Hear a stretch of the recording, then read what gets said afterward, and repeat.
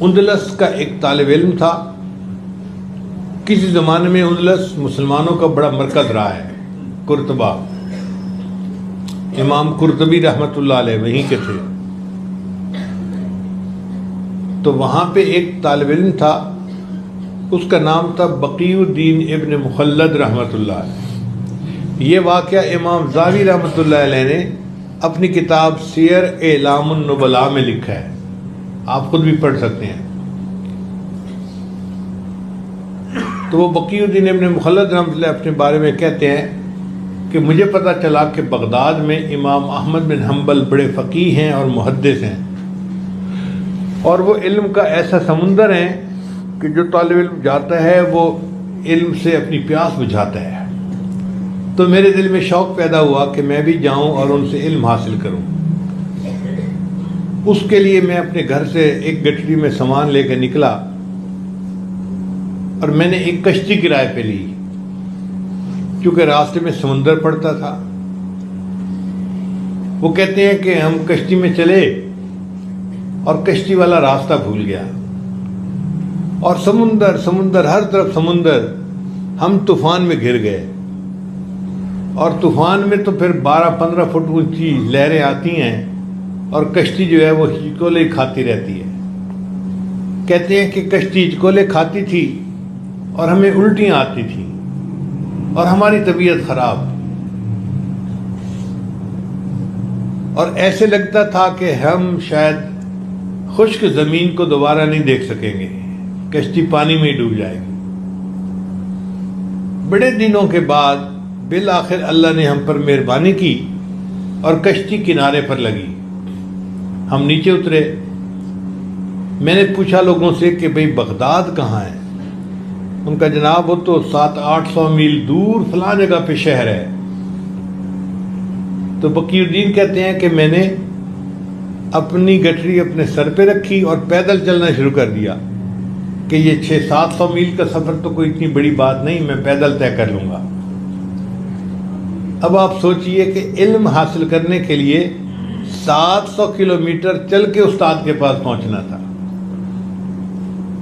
فرماتے ہیں کہ جب میں بغداد شہر کے قریب پہنچا تو میں اتنا تھکا ہوا تھا، ایک درخت کے سائے میں نے اپنی گٹری سر سے اتاری اور میں تو زمین کے اوپر جیسے گر جاتا ہے کوئی، اور گہری نیند کی آغوش میں چلا گیا.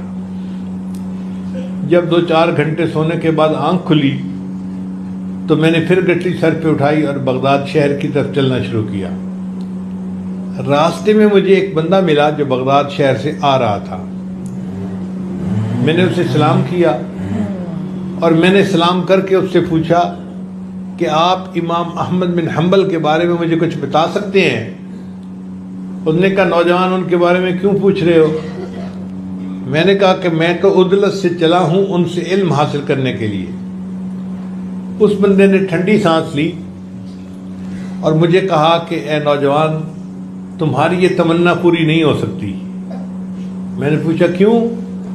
اس نے کہا کہ بادشاہ وقت امام احمد بن حنبل سے کسی بات پہ ناراض ہو گیا ہے اور اس نے ان کو گھر میں نظر بند کر دیا ہے. نہ کوئی بندہ امام صاحب سے مل سکتا ہے، نہ امام صاحب کسی بندے سے مل سکتے ہیں، لہذا اب تم ان سے علم حاصل نہیں کر سکتے. بقی الدین کہتے ہیں کہ میرے دل پہ چوٹ تو لگی، میں نے ہمت نہیں ہاری. میں چل پڑا کہ اچھا پہنچتا تو ہوں شہر میں، اللہ کوئی صورت نکال دیں گے. شہر پہنچ کے ایک چھوٹی سی جگہ تھی، وہ میں نے کرائے پہ لے لی، اپنا سامان رکھا اور میں نے لوگوں سے پوچھا کہ بھائی شہر میں کہیں کوئی حدیث کا درس ہوتا تو ہوگا نا، اتنا بڑا شہر ہے. لوگوں نے کہا جامع مسجد میں یحییٰ بن معین رحمۃ اللہ علیہ ایک محدث تھے جو جرح اور تعدیل کے امام سمجھے جاتے تھے، ان کا درس ہوتا ہے عصر کے بعد. بقی الدین کہتے ہیں کہ میں وہاں پہنچ گیا کہ چلو کسی محدث کا درس حدیث سنتا ہوں. یحییٰ بن معین رحمۃ اللہ علیہ نے ایک چھوٹی سی حدیث کی تلاوت کی اور اس کے بارے میں درس دیا، اور پھر لوگوں نے ان سے راویوں کے بارے میں پوچھنا شروع کر دیا. وہ چونکہ اسماء الرجال کے فن میں امام تھے، ماہر تھے، ہر راوی کے حالات جانتے تھے. تو انہوں نے بتانا شروع کر دیا فلاں راوی ثقہ ہے، فلاں راوی ٹھیک نہیں ہے، فلاں ٹھیک نہیں ہے، فلاں ٹھیک نہیں ہے، فلاں ٹھیک نہیں ہے. تو بقی الدین کہتے ہیں کہ جب انہوں نے ایک بندے کو جواب دے دیا نا تو میں اٹھ کے کھڑا ہو گیا اور میں نے ان سے پوچھا جی کہ ہشام ابن عمار کے بارے میں آپ کیا کہتے ہیں؟ انہوں نے جواب دیا وہ ہشام چادر والے. میں نے کہا ہاں وہی. اس نے کہا وہ اتنے ثقہ ہیں کہ ان کے چادر کے نیچے تکبر بھی آ جائے تو ان کی ثقافت میں کوئی فرق نہیں پڑتا، تم ان سے حدیث کی روایت کر سکتے ہو.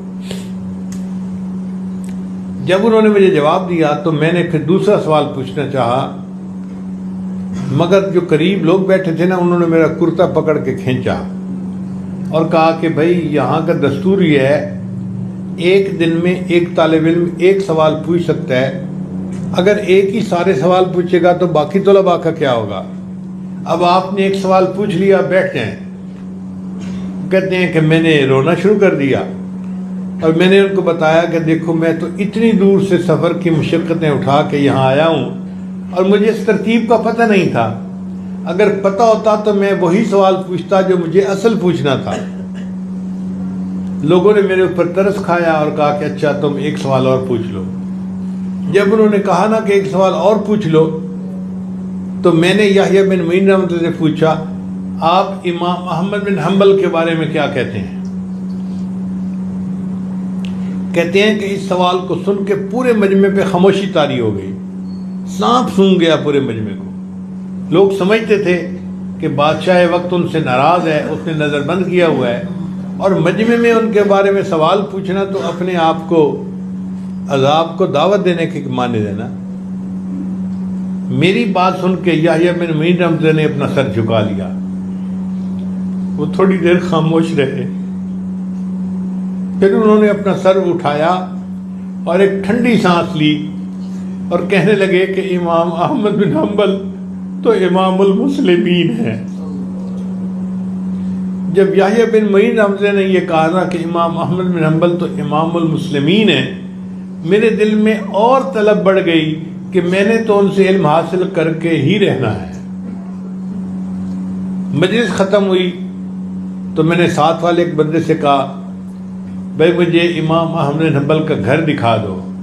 اس نے کہا نہ بھائی نہ، اگر پولیس کو شک ہو گیا نا تو تمہیں بھی کوڑے لگیں گے اور مجھے بھی لگیں گے، میں کیوں اپنے آپ کو تکلیف میں ڈالوں. میں نے کہا یار مجھے اپنے ساتھ لے چلو، اور جب امام احمد بن حنبل کے گھر کے قریب سے گزرنا نا تو آنکھ کے اشارے سے بتا دینا کہ یہ دائیں طرف یا بائیں طرف امام احمد کا گھر ہے. میں اس گھر کے دروازے کو پہچان لوں گا، پھر میں جانوں میرا کام جانے، بس آپ آگے چلے جانا. اس پہ وہ بندہ تیار ہو گیا اور اس نے مجھے امام احمد بن حنبل کے گھر کا دروازہ دکھا دیا. اب میں اپنے کمرے میں آیا، ساری رات میں سوچتا رہا کہ میں امام احمد بن حنبل سے کیسے علم حاصل کر سکتا ہوں. کبھی کوئی ترتیب، کوئی ترکیب، مگر ذہن میں یہ بات آتی کہ اگر میں روزانہ جاؤں گا تو امام صاحب اول تو پڑھائیں گے نہیں، اور اگر پڑھا بھی دیں گے تو پولیس کو پتہ چل گیا تو پھر میں بھی جیل میں. اگلے دن میں صبح اٹھا تو میں نے اپنے گھٹنے کو کپڑے سے باندھ لیا تاکہ دیکھنے والے کو پتہ چلے کہ کوئی زخم ہے جس کی وجہ سے اس نے گھٹنا باندھا ہوا ہے. اور میں نے ایک سائل کی شکل اختیار کر لی، ہاتھ میں کٹوری پکڑ لی اور جیسے سوالی سوال کرتا ہوا جا رہا ہوتا ہے میں نے وہ شکل اپنا لی، وہ بھیس اپنا لیا اور بازار میں مانگنا شروع کر دیا. اب لوگ میری شکل کو دیکھتے تو میں 20 سال کا نوجوان تھا، اور ویسے دیکھتے تو میں لوگوں سے سوال کر رہا تھا. اس زمانے میں جو سائل تھے وہ روپیہ پیسہ روٹی نہیں مانگا کرتے تھے، ہاتھ پھیلا کر بس اتنا کہتے تھے اجرکم علی اللہ، اجرکم علی اللہ، اور لوگ سمجھ لیتے تھے کہ یہ حاجت مند ہے تو وہ کشکول میں کچھ نہ کچھ ڈال دیتے تھے. کہتے ہیں کہ اب میرے نوجوان چہرے کو دیکھ کے مجھے کوئی کچھ دینے کو تیار نہیں تھا، بلکہ کچھ لوگ مجھے گھور کے دیکھتے کہ تمہیں شرم نہیں آتی، اتنی جوانی میں تم سوال کرتے پھرتے ہو۔ میں ان لوگوں کی گھوری ہوئی نظروں کو برداشت کرتا، ذلت کو برداشت کرتا اور بازار میں مانگتا ہوا چلا جاتا۔ پھر ایسے وقت میں جب لوگوں کی آمد و رفت کم ہوتی ہے، میں امام احمد بن حنبل کی گلی میں داخل ہوا اور میں نے امام احمد بن حنبل کے دروازے پہ جا کے بڑی دردناک آواز سے صدا لگائی، اجرکم علی اللہ، اجرکم علی اللہ۔ میری آواز میں اتنا درد تھا کہ امام صاحب سمجھ گئے کہ یہ بہت کوئی ضرورت مند حاجت مند ہے۔ تو امام صاحب نے اپنے گھر کا دروازہ کھولا اور ان کے ہاتھ میں کچھ پیسے تھے، سکے تھے جو وہ مجھے دینا چاہتے تھے۔ بقی الدین فرماتے ہیں کہ میں امام صاحب کے قریب گیا اور میں نے جا کر کہا کہ حضرت، میں مال کا طلبگار نہیں ہوں، میں علم کا طلبگار ہوں، اور میں نے تو آپ تک رسائی حاصل کرنے کے لیے یہ بھکاری کا بھیس اپنایا ہے، ورنہ تو میں سنت کا متلاشی ہوں، مجھے آپ روزانہ پڑھا دیا کریں۔ امام احمد بن حنبل نے فرمایا کہ نہ بھائی نہ، چلے جاؤ یہاں سے، اگر پولیس نے دیکھ لیا تو تمہیں بھی سزا ملے گی، مجھے بھی سزا ملے گی۔ تو میں نے کہا کہ حضرت، میں اس طرح بھکاری کی شکل میں روزانہ ایک وقت آپ کے پاس آؤں گا اور آپ یہی سکے لے کر دروازہ کھولا کرنا، اگر کوئی اور بندہ قریب ہے تو سکے ڈال دینا اور میں چلا جاؤں گا، اور کوئی بندہ نہیں ہے تو آپ مجھے کھڑے کھڑے ایک دو حدیثیں سنا دینا، میں ان کو زبانی یاد کر لیا کروں گا۔ میرا اور آپ کا پڑھنے پڑھانے کا یہی طریقہ رہے گا۔ پورا 1 سال میں بغداد کی گلیوں میں بھیک مانگنے کے بہانے امام احمد بن حنبل سے چند حدیثیں روزانہ سنا کرتا تھا اور یاد کر لیا کرتا تھا۔ اللہ کی شان دیکھیں، 1 سال کے بعد حاکم وقت مر گیا۔ جو نیا حاکم وقت بنا اس کو امام احمد بن حنبل سے عقیدت تھی، اس نے نظر بندی بھی ختم کر دی، اور امام احمد بن حنبل کا جو درس حدیث ہوتا تھا نا مسجد میں، جامع مسجد میں، وہ بھی شروع کروا دیا۔ بقی الدین کہتے ہیں کہ عصر کے بعد میں جامع مسجد میں گیا تو اتنا رش تھا، جگہ ہی نہیں ملتی تھی۔ بڑی کوشش کے باوجود میں امام احمد بن حنبل کے قریب تو نہ پہنچ سکا، بس ذرا دور کھڑا ہو گیا۔ تو امام صاحب کی نظر مجھ پر پڑی تو امام صاحب نے مجمع کو کہا، اے مجمع کے لوگوں، اس نوجوان کو میرے پاس آنے دو، علم کا اصل طلبگار تو یہ ہے۔